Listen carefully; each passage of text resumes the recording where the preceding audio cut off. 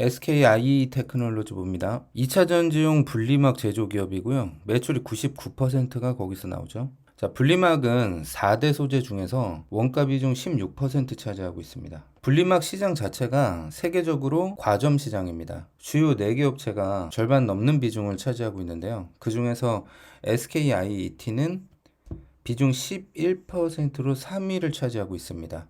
건식 분리막, 습식 분리막 을 합한 수치입니다. 영업이익률은 19%에서 30%까지 추정되고 있는데 비교적 낮은 19%로 본다고 하더라도 제조업에서 이 정도 영업이익률이면 수익성이 괜찮다라고 판단해도 되는 거죠. 자, 습식 분리막이 건식에 비해서 더 고부가 가치 제품인데 습식 분리막만을 보면 SKIET가 비중 1위입니다. 거기다가 앞으로 습식 분리막 시장이 더 확대될 것으로 추정이 되고 있습니다. 분리막 시장은 공급이 부족한 상태죠. 경쟁업체 진입이 어렵고요. 방금 말씀드린 습식 분리막에서 경쟁 우위를 바탕으로 증설 중에 있습니다. 기업의 시장 상황에 대한 기업의 대응이 굉장히 적극적이고, 자, 전방 산업인 전기차 산업 보겠습니다. 자, 연평균 30% 성장할 것으로 전망하고 있는데요. 자, 2018년의 예측치를 보겠습니다. 2019년하고 20년은 나왔죠. 2019년에 254만 대 예측했는데 실제로 210만 대 팔렸고요. 차이가 좀 큰데 중국에서 2019년 하반기에 보조금을 중단하면서 이런 일이 벌어졌습니다. 2020년에는 코로나 때문에 걱정을 좀 했지만 330만 대 전망해서 실제로는 320만 대가 팔렸으니까 다소 미달할지언정 비슷하게 가고 있다고 봐야 되죠. 자, 그럼 2021년부터 25년까지 이런 성장이 가능할 것인가? 이거랑 관련해서는 자, 국가별 내연기관 신차 판매 중단 시점을 봐야 됩니다. 2025년이 되면 이제 유럽의 선진국들이 더 이상 가솔린과 디젤 신차를 판매하지 않는다라고 정해놨고요. 2030년이 되면 중국이나 독일 등 주요 국가들이 판매를 중단합니다. 자, 그러면 2025년부터 순차적으로 준비를 하면 되는 거냐? 그게 아니죠. 현대자동차나 이런 글로벌 자동차 회사들이 2025년이 되면 유럽의 선진국들한테 팔지 못하는 그런 내연기관차를 개발할 리가 없겠죠. 이미 연구 개발의 초점은 전기차로 옮겨간 상태입니다. 기업의 상황이 너무 좋죠. 시장 상황, 전방 산업이 너무 좋고 그런 상황에서 SKIET의 포지션도 좋고 기업의 대응도 너무나 좋습니다. 기업의 생애 주기로 본다면 이렇게 기업의 상황과 시장 상황까지 맞물려서 좋은 기관이 또 있을까 싶을 정도로 굉장히 좋은 상태입니다. 자, 물 들어올 때 노젓는다고 이번 달 11일에 상장했습니다. 자, 상장가는 10만 5천 원이었는데 현재 14만 1,500원, 26일 기준입니다. 시총은 10조로 상장가 대비 한 36% 올라가 있는 상태고요. 증권사들이 상장 앞두고 제시한 목표가, 적정 주가를 보면 현재 받고 있는 가격은 예측치랑 비슷하게 가고 있는 거죠. 메리츠 증권의 목표 주가 18만 원보다는 부족하지만 다른 증권회사들의 예측치, 목표치하고는 비슷하게 간다고 볼 수 있습니다. KB증권에서 분리막 사업 가치를 4.2조로 분석한 거는 2020년에 SK이노베이션 보고서 안에서 분리막 사업 가치만 따로 분석을 한 겁니다. 영업이익이 이렇게 확대될 것으로 판단함에도 4.2조의 가치를 부여를 한 거죠. 이런 것들을 종합적으로 보면 현재 받고 있는 가격은 저평가받고 있다라고 볼 수는 없을 것 같습니다. 근데 가격이 비싸냐 싸냐 라는 건 중요한 게 아닌 것 같아요. 고평가를 받고 있다는 거는 그만큼 기대감이 많이 있다는 거니까 그거 자체로는 부정적 요인이라고 볼 수가 없습니다.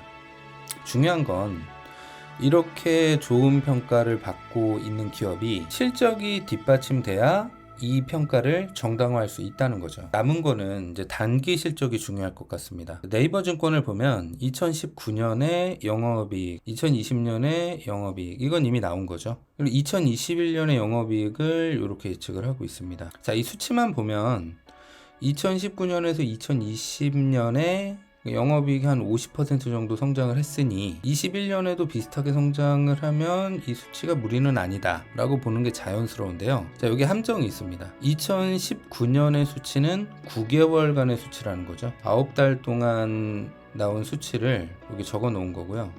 거짓말한 건 아닙니다. 왜냐하면 이제 상장 앞두고 기업에서 모기업에서 분사되는 과정에서 이렇게 된 거니까 뭐 그런 내용을 상세하게 적을 데가 없잖아요. 수치만 입력하는 거기 때문에 이렇게 되는 거죠. 근데 유안타 증권에서 실제 1년간의 실적을 보정을 했습니다. 보정을 했더니 이렇게 나오는 거죠. 2019년에 영업이익이 1112억 원이 나오는 거죠. 정확한 수치는 아니겠지만 비교를 해볼 수가 있을 것 같고요.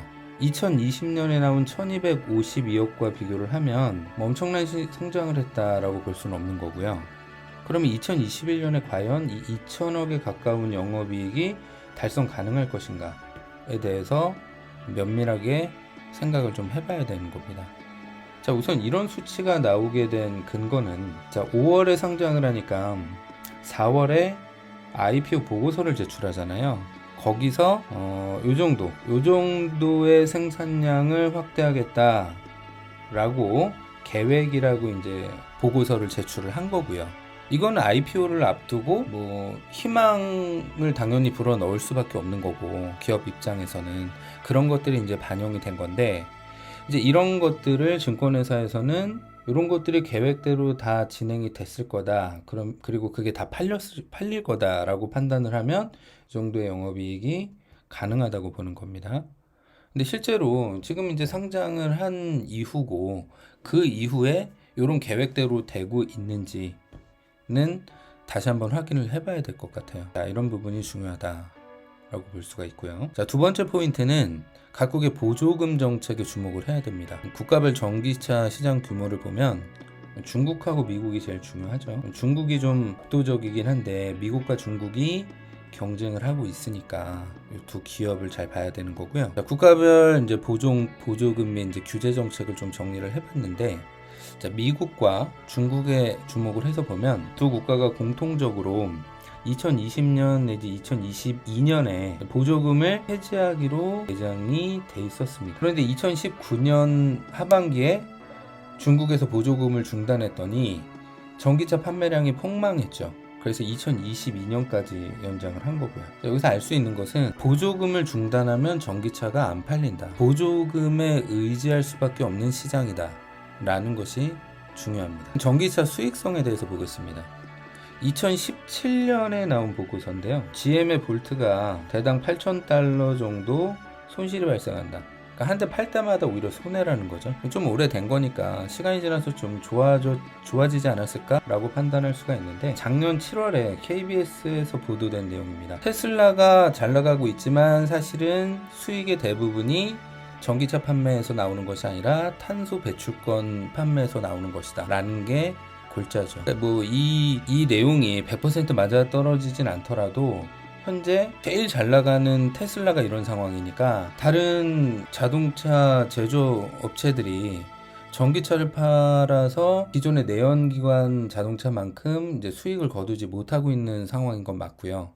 자, 그런 점에서 도요타가 전기차 판매에 적극적인 태도를 취하고 있지 않다. 이런 도요타의 선택이 오히려 맞는 게 아닌가 라는 분석도 나오는 것이고요. 중요한 건 앞에서 얘기했던 보조금에 의존하는 전기차 판매 시장, 그러니까 보조금이 없으면 수익성을 마련하기 어렵다면 이런 시장이 과연 쭉쭉 성장해 나갈 수 있을 것인가, 구체적으로 연평균 30%의 성장률을 지속할 수 있을 것인가에 대한 의구심을 가질 수밖에 없는 거죠. 자, 또 하나의 포인트는 전고체 배터리입니다. 이 사진은 전고체 배터리는 아니고요. 휴대폰에 들어가는 리튬이온 전지입니다. 보면은 디스플레이를 제외한 휴대폰 본체에서 배터리가 차지하는 비중이 상당히 크죠. 배터리가 차지하는 공간을 만들어 놓고 주요 또 다른 부품들은 이제 구석으로 밀려나 있는 그런 형국인데요. 배터리의 용량이 사실은 이제 발전하지 못했다. 배터리의 용량보다 그 부피가 차지하는 비중이 너무 크다. 그러니까 비효율적인 크기를 갖고 있다 라고 볼 수 있는 거죠. 그래서 전고체 배터리가 각광을 받고 있는데, 이 전고체 배터리는 이 분리막을 없앨 수가 있고요. 기본적으로 왼쪽에는 리튬이온 기존의 전지고, 이 분리막을 없애서 거기에 이제 양극재를 더 채울 수가 있는 거죠. 전해질은 이제 기존의 액체였는데 이제 고체 전해질로 바뀌는 거고요. 이게 어떤 점에서 중요하냐면, 이제 배터리 4대 소재 중에서 이제 전해질이 고체로 바뀌니까 분리막은 당연히 사라지는 거고, 분리막이나 뭐 냉각 부품 이런 것들이 차지하고 있던 공간을 거기에 에너지 밀도를 높일 수가 있는 거죠. 그러니까 배터리의 같은 크기에서 배터리 용량이 2배까지 키울 수 있다고 합니다. 뭐 2배 이상이라고 얘기하기도 하고요. 또 하나, 전해질이 액체로 돼 있으면 그 온도가 올라가서 팽창을 하거나 아니면 이제 충격 등에 의해서 누액이 일어났을 때 이제 발화라든가 이런 배터리 안정성에 문제가 있는데, 고체 전해질로 바꾸면 이제 그런 문제가 해결이 된다는 거죠. 이 두 가지는 사실은 이제 2차 전지에서 되게 제일 중요시되는 그런 내용들인데, 고체 전해질로 바꾸면 이런 두 가지 문제가 한 방에 해결이 된다고 합니다. 문제는 전고체 배터리에서는 분리막이 아예 필요가 없다는 거죠. 그러니까 전고체 배터리가 대세가 되면 SKIET의 사업은 훼손을 받게 되는 겁니다. 다행스러운 거는 지금으로서는 전고체 배터리가 상용화된다고 하더라도 기존의 배터리와 공존할 가능성이 높다는 거죠. 왜냐하면 모든 면에서 성능이 전고체 배터리가 뛰어나다고 하더라도 제품 가격이 비싸게 나온다면 기존의 배터리가 설 자리가 있는 거니까요. 자, 그러면 전고체 배터리가 상용화된 후에 기존의 배터리랑 공존하게 된다면, 그러면 시장에서는 SKIET를 어떻게 평가하게 될 것인가? 비슷한 사례를 한번 찾아서 보겠습니다. 어느 기업의 주가 그래프인지 아실까요? 자, 2015년 뭐 초반까지는 굉장히 좋았죠. 근데 2015년 초중반부터 한 4, 5년 동안 하락을 합니다. 거의 이제 최고점 대비 20%, 뭐 5분의 1에서 10분의 1까지도 주가가 하락을 했으니까, 이게 이제 그래프만 보면 뭐 그렇구나 할 수 있겠지만, 실제로 투자를 하는 입장에서 예를 들어서 2015년에 1월에 투자한 사람이 있다고 생각을 한다면 4, 5년 동안을 지옥을 경험하는 거죠. 이 기업은 이라이콤이라는 회사입니다. LCD 디스플레이 이후에 이제 OLED가 대세가 되고 있는데, 지금도 뭐 LCD가 망한 건 아니죠. 자, 2015년 초반까지 굉장히 좋았습니다. 그 이라이콤이 LCD는 스스로 발광을 하지 못하기 때문에 뒷부분에서 이제 빛을 쏘여줘야 되는 거잖아요. 그 광원을 만드는 회사입니다. 그러니까 백라이트 유닛을 만드는 회사인데, 전 세계적으로 한 3위 정도 차지하는 그런 기업이죠. 그런데 이제 삼성에서 먼저 이제 OLED를 채택을 하고, 그러면서 이제 삼성이라는 고객사를 잃게 되고, 중국의 기업들도 OLED 쪽으로 나아가고, 그러면서 이제 실적도 감소하고 기업에 대한 기대감도 줄어들기 때문에 몇 년간 고생할 수밖에 없었던 거죠. 그런데 아이폰이 최초로 디스플레이에서 OLED를 채택하게 된 게 2017년 10월입니다. 아이폰 X부터거든요. 그러니까 OLED가 등장을 했다고 해서 한 방에 디스플레이 시장이 바뀐 게 아니고요. 이제 점차적으로 채택이 되는 거죠. 아이폰에서 OLED를 전면적으로 채택한 게 얼마 되지 않아요. 작년입니다. 만약에 현재 리튬이온 배터리에 비해서 새로 나오게 된 전고체 배터리가 현재 배터리를 완전히 한 방에 몰아낼 수 있을 정도의 획기적인 그런 혁신성이 아니라, 처음에는 다소 경쟁하면서 점차적으로 전고체 배터리로 교체가 되는, 아니면 상당 기간 동안 경쟁하는 그런 상황이 되더라도 SKIET가 현재 주가를 유지할 수 있을까? 왜냐하면 그 기업이 얻고 있는 수익에 대해서만 지금 평가받고 있는 것이 아니라 온갖 희망을 다 집어넣은 것만큼의 평가를 받고 있는 것이기 때문에 무너지는 속도와 무너지는 크기, 또한 그렇게 클 수밖에 없는 거죠. 자, 참고 사례로 이라이콤을 살펴봤고요.